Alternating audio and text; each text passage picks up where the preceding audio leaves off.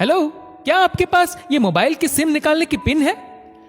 Train के AC compartment में मेरे सामने की सीट पर बैठी लड़की ने मुझसे पूछा। उसने अपने बैग से एक फोन निकाला। वह नया सिम कार्ड उसमें डालना चाहती थी, लेकिन सिम स्लॉट खोलने के लिए पिन की जरूरत पड़ती है जो उसके पास नहीं थी। मैंने हाँ में गर्दन हिलाई और अपने क्रॉस बैग से पिन निकालकर लड़की को दे दी।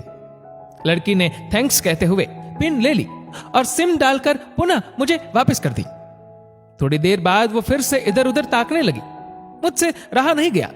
मैंने पूछ लिया, कोई परेशानी? वो बोली, सिम स्टार्ट नहीं हो रही है। मैंने मोबाइल मांगा, उसने दिया। मैंने उसे कहा कि सिम अभी एक्टिवेट नहीं हुई है, थोड़ी देर में हो जाएगी। एक्टिव होने के बाद आईडी वेरिफिकेशन होगा, उसके बाद आप इसे इस्तेमाल कर सकेंगी। लड़की ने पूछा, आईडी वेरिफिकेशन क्यों? मैंने कहा, आजकल सिम वेरिफिकेशन के बाद एक्टिव होती है। जिस नाम से यह सिम उठाई गई है उसका ब्यौरा पूछा जाएगा, बता देना। लड़की बुदबुदाई। ओह, मैंने दिलासा देते हुए कहा, इसमें परेशानी की कोई बात नहीं। वो अपने एक हाथ से दूसरा हाथ दबाती रही, मानो किसी परेशानी में हो। मैंने फिर विनम्रता से कहा, आपको कहीं कॉल करना हो तो मेरा मोबाइल इस्तेमाल कर लीजिए। लड़की ने कहा, जी फिलहाल नहीं, थैंक्स, लेकिन ये सिम किस नाम से खरीद गई है मुझे नहीं पता। मैंने कहा, एक बार एक्टिव होने दीजिए, जिसने आपको सिम दी है उसी के नाम की होगी। उसने कहा, ओके, कोशिश करते हैं। मैंने पूछा, आपका स्टेशन कहां है? लड़की ने कहा, दिल्ली। और आप? लड़की ने मुझसे पूछा। मैंने कहा, दिल्ली ही जा रहा हूं, एक दिन का काम है। आप दिल्ली में रहती है या? लड़की बोली, नहीं नहीं, दिल्ली में कोई काम नहीं, ना ही मेरा घर है वहां। तो? मैंने उत्सुकतावश पूछा।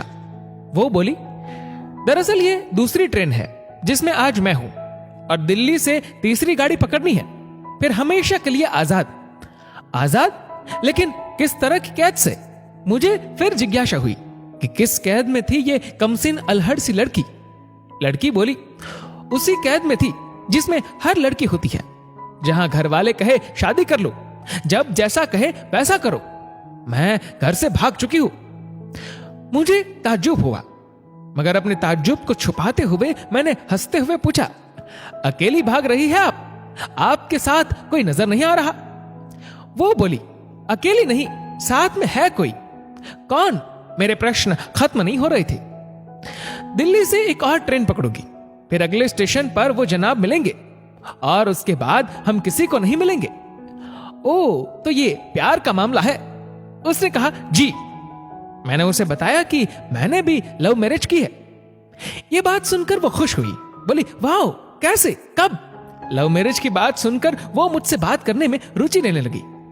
मैंने कहा, कब, कैसे, कहां, वो मैं बाद में बताऊंगा, पहले आप बताओ, आपके घर में कौन कौन है? उसने होशियारी बरतते हुए कहा, वो मैं आपको क्यों बताऊं?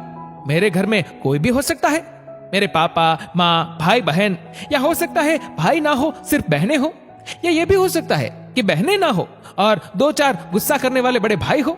मतलब मैं आपका नाम भी नहीं पूछ सकता। मैंने काउंटर मारा। वो बोली, कुछ भी नाम हो सकता है मेरा, टीना, मीना, रीना, कुछ भी। बहुत बातूनी लड़की थी वो।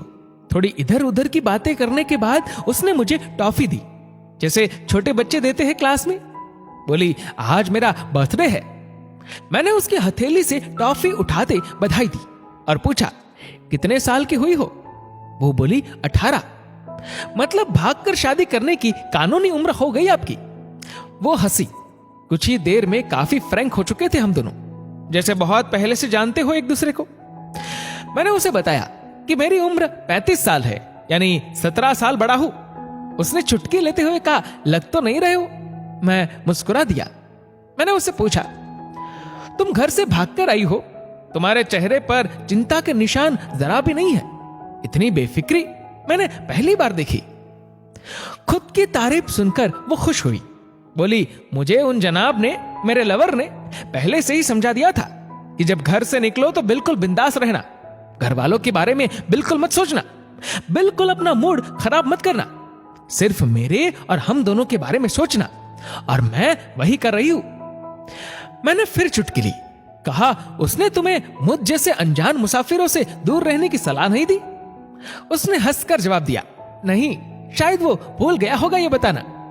मैंने उसके प्रेमी की तारीफ करते हुए कहा, वैसे तुम्हारा बॉयफ्रेंड काफी टैलेंटेड है।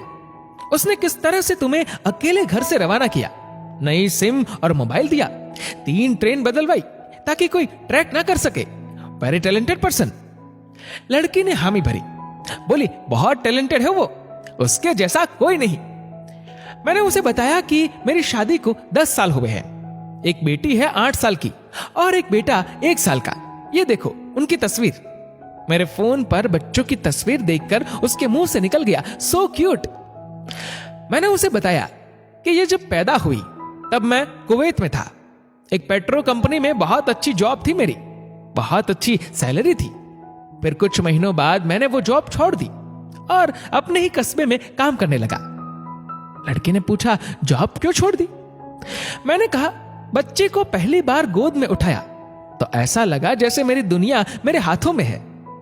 30 दिन की छुट्टी पर घर आया था, वापस जाना था लेकिन जा ना सका।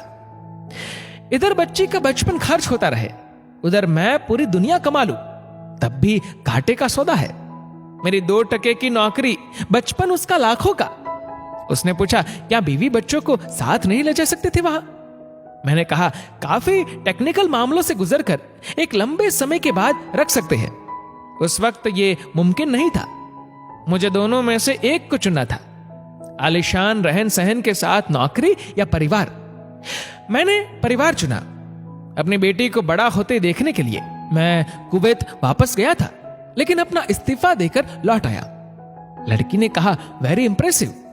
मैं मुस्कुराकर खिड़की की तरफ देखने लगा। लड़की ने पूछा, अच्छा आपने तो लव मैरिज की थी ना, फिर आप भागकर कहां गए, कैसे रहे और कैसे गुजरा वो वक्त? उसके हर सवाल और हर बात में मुझे महसूस हो रहा था कि यह लड़की लकड़पन के शिखर पर है, बिल्कुल नासमझ और मासूम छोटी बहन सी।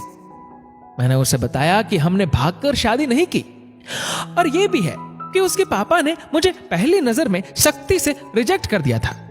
उन्होंने आपको रिजेक्ट क्यों किया? लड़की ने पूछा। मैंने कहा, रिजेक्ट करने का कुछ भी कारण हो सकता है, मेरी जाति, मेरा काम, घर, परिवार। बिल्कुल सही।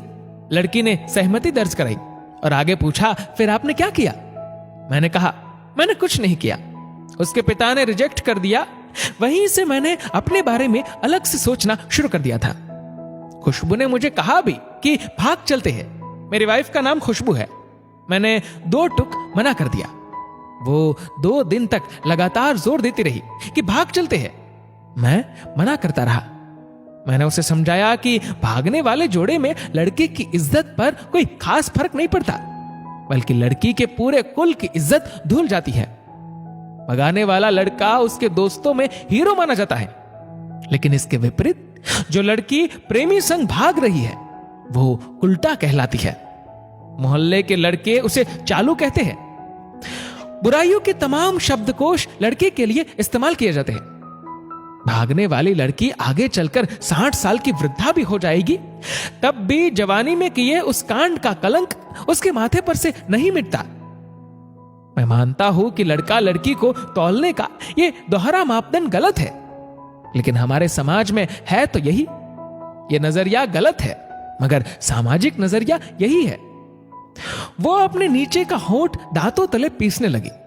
उसने पानी की बोतल का ढक्कन खोलकर एक घूंट पिया।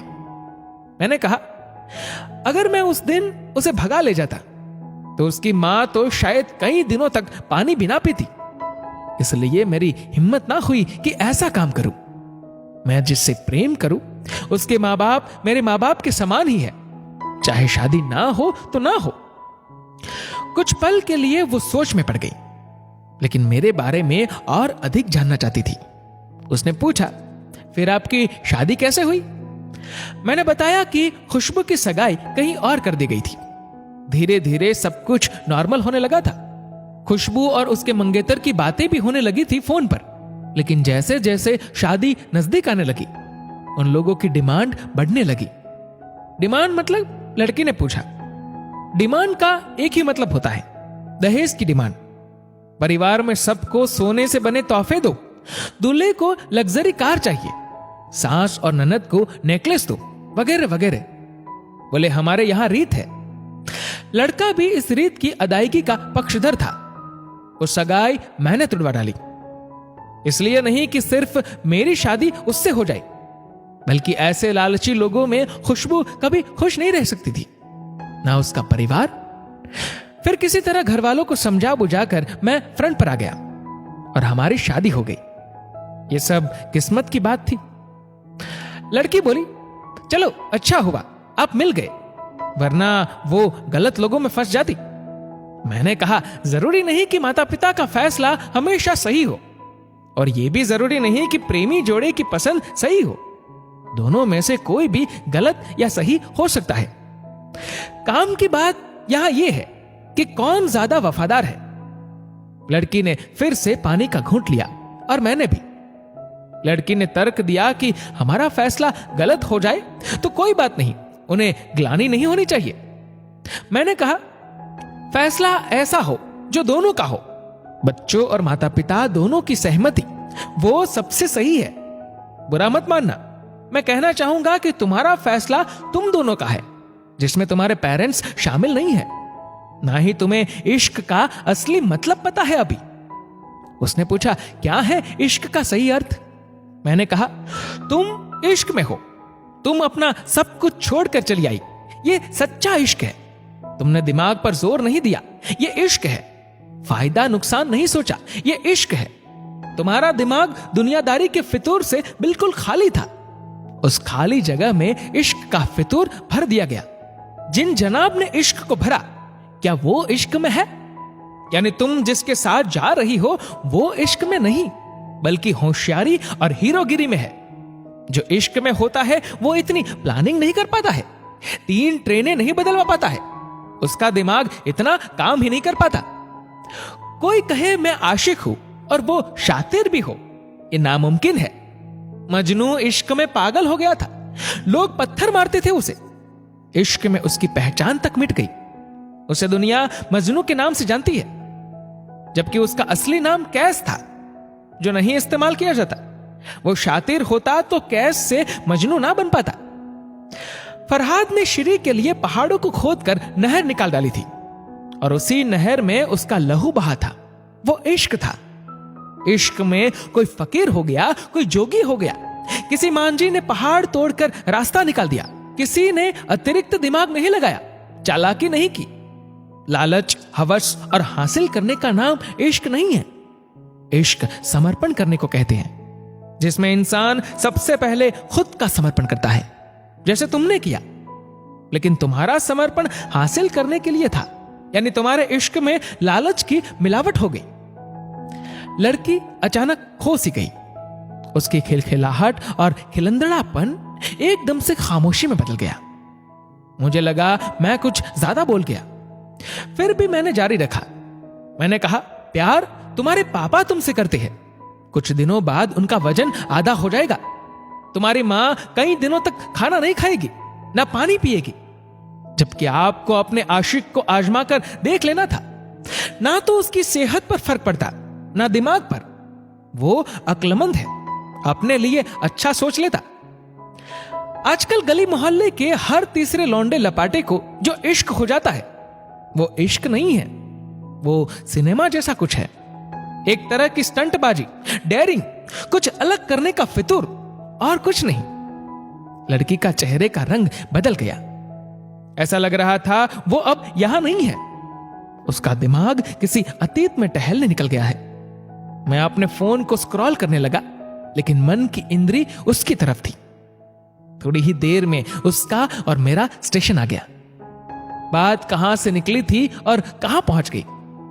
उसके मोबाइल पर मैसेज टोन बजी। देखा तो सिम एक्टिवेट हो चुकी थी। उसने चुपचाप बैग में से आगे का टिकट निकाला और फाड़ दिया। मुझे कहा, एक कॉल करना है। मैंने मोबाइल दिया। उसने नंबर डायल करके कहा, सॉरी पापा, और सिसक सिसक कर रोने लगी। सामने से पिता भी फोन पर बेटी को संभालने की कोशिश करने लगे। उसने कहा, पिताजी आप बिल्कुल चिंता मत कीजिए, मैं घर आ रही हूं। दोनों तरफ से भावनाओं का सागर उमड़ पड़ा। हम ट्रेन से उतरे। उसने फिर से पिन मांगी, मैंने पिन दी। उसने मोबाइल से सिम निकाल कर तोड़ दी और पिन मुझे वापस कर दिया। दोस्तों, ये मेरा दावा है, माता पिता से ज्यादा तुम्हें दुनिया में कोई प्यार नहीं कर सकता। कहानी अच्छी लगी तो इसे शेयर अवश्य करेगा, शायद कोई परिवार, कोई बेटी और उनका भविष्य इससे बच जाए। इस वीडियो को लेकर आपकी क्या राय है नीचे कमेंट करके जरूर बताएगा। और अगर आपको वीडियो अच्छा लगा हो तो इस वीडियो को लाइक जरूर करिएगा। और ऐसे ही और भी इंस्पिरेशनल वीडियोस के लिए सब्सक्राइब करें हमारे यूट्यूब चैनल को और फेसबुक पर फॉलो करें हमारे पेज को। धन्यवाद।